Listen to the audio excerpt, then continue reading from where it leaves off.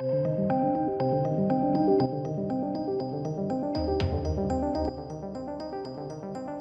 welcome to the channel. We are talking Kurtzman, CBS, Star Trek. This is a rumour at this point in time, so take it with a pinch of salt. But this is an educated rumour. I mean, it's bound to happen. Of course it is. Why is it bound to happen? Well, Alex Kurtzman and Star Trek currently at this point in time is not seeing the great critical and financial success which they would want. I highly doubt Amazon is going to want to renew the contract for Picard Season 2. Yeah, that's unlikely. Secondly, ladies and gentlemen, is that this current trend of Star Trek is being made for people that actually don't consume the wider merchandise. And that's what's so lucrative. That's what CBS want to tap into. That's where the money is. It's not really in the just the media. It's in the merchandise. And as they are distancing themselves from the original fans, the ones which are hardcore and would buy all of this stuff, they're going to see those sales dwindle. So, although we can take this with a pinch of salt at this point in time, I would say that this is only a matter of time until it actually comes to fruition. So let's check it out, right? Let's dive right in to this epic rumour mill. Now, a new rumour indicates that CBS is already discussing a replacement for Alex Kurtzman when it comes to Star Trek. The reason how this came around is hilarious. If the rumour is true, it goes to show the people behind these shows don't believe in what they preach. And that's what I want you guys to really... It's not a surprise, but it still seems to be a surprise to some people. So I want you to listen up to the reasons why apparently this is coming to fruition here. In fact, this rumour indicates that Shari Redstone, the chairman of the board following the CBS and Viacom merger, has already axed Kurtzman. Apparently he's already out the door. The rumour comes from Twitter user Oliver Frankie 10, who writes, "Okay folks, new rumours for you, fresh from my source, not even an hour old, but take it as rumour only." Which is, yeah, it's fine. They add that, "Spread the word, my friends, Redstone decided to axe Kurtzman. Yes, you have heard right. Apparently CBS is already discussing who should replace Kurtzman as the head of Star Trek." And again, this is going to come as no surprise to anyone. Kurtzman has already been lining up his future sort of projects. He's doing the Silence of the Lambs prequel, but not prequel.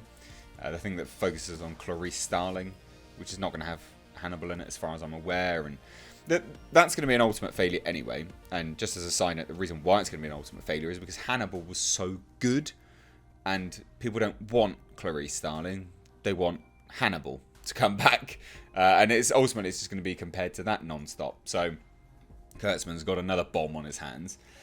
So here we go, right? Let's get into it. Exactly what's happened. Okay, apparently the source has told this individual here that CBS is already shortlisting individuals to take over Kurtzman.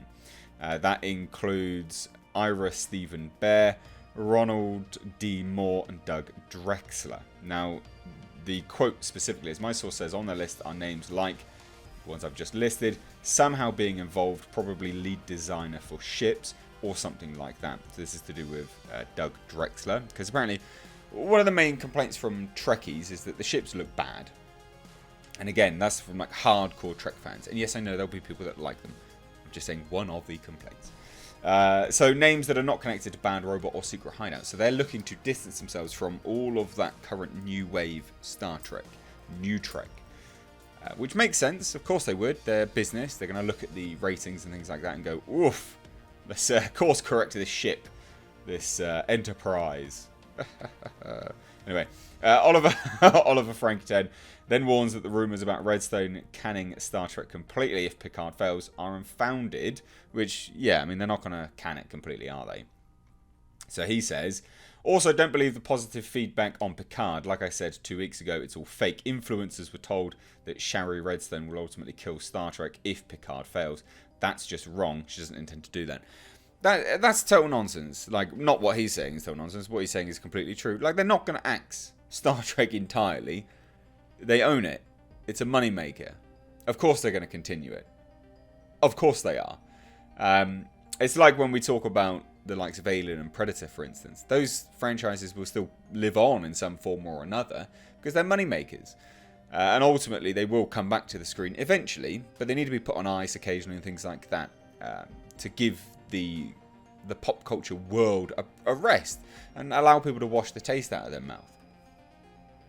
So he then details that the rumours swirling from 4chan regarding Seth MacFarlane's attempt to purchase Star Trek are just that, rumours, and there's no validity to them. That's something which friends of the channel Midnight's Edge have kind of delved into as well and said that it was, as far as I'm aware, they firmly believe that's BS as well. It's nothing which they've heard of from their sources, as far as I'm concerned, from speaking to them here and there.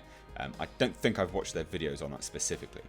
Now, here we go, right? Here's the hilarious thing. So it says, anyway, CBS discussing replacing SH and Alex Kurtzman means that the rumours about Seth MacFarlane are wrong. Yes, the 4chan leak already said that, but now I was able to get more details. After all, it makes no sense to call for a replacement if you sell the franchise, which, of course, that makes perfect sense. Now, my source makes it clear that we might get more details on this matter in May, about the time the destination Star Trek takes place. It's possible that Kurtzman might be out in June this year.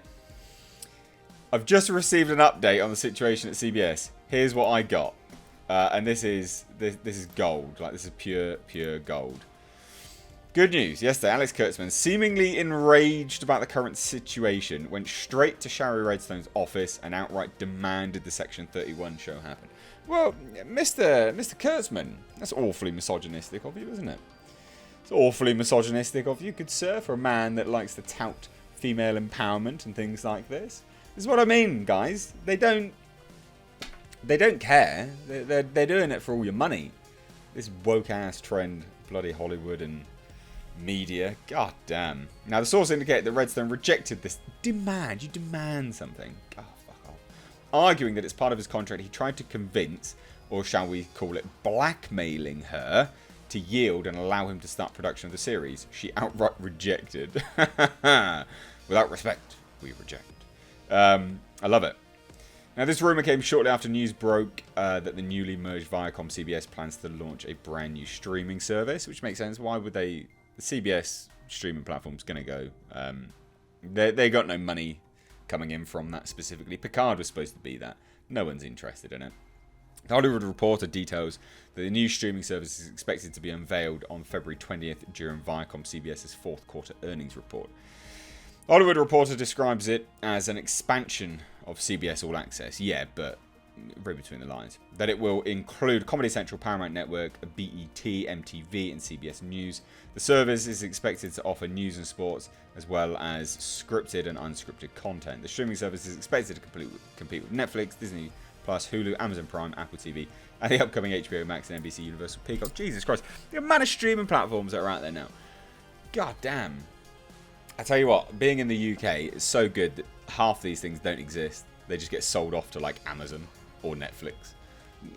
The UK, British citizens wouldn't pay for all this shite. They just wouldn't. Maybe, well, it's foreshadowing, right? Just put my foot in it. They probably will eventually. Now, Kurtzman did reportedly sign a 5-year, $25 million contract with CBS. You paid that numbnuts $25 million. Oof. Oh, God. I bet you. I bet you anything you are regretting that now. Why do these idiots keep getting this money? Why? There's no justice in the world. And that was in 2018 with CBS Television Studios president David Stapp saying, there is a very short list of writer, producer, directors that every film and television studio wants to be associated with. And Alex and his secret hideout team are always on top. Are they? Are they? They are not going to be moving forwards. They can't be, surely. What do you make of this rumour, and do you think Kurtzman is out? Look, at the end of the day, it can't continue like this. You're just throwing money down the toilet. Like, why are you paying for these disgraceful writers? Like Kurtzman, he couldn't direct his shit in a toilet. You know? Like, he genuinely couldn't. Unbelievable. The old saying in the UK, you know, organise a piss up in a brewery. Like, he couldn't even do that. Like, it's shameful. He is that bad at writing, directing, and shuttling franchises moving forward. Clarice Starling, no. You should have bought the rights to Hannibal. I don't know the right situation to that, but you should have done that. No one's interested in Clarice Starling. No one cares. No one wants a nonsensical procedural set within Hannibal's world, but never really seeing or interacting with Hannibal Lecter. No one wants that. No one wants it. No one's stupid enough to want that. Alright?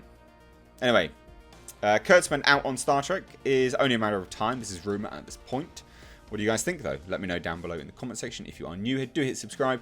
Stay up to date on the world of pop culture movie news by hitting the bell notification icon. Thank you so much for watching, guys. I've been Mr. H. Take care.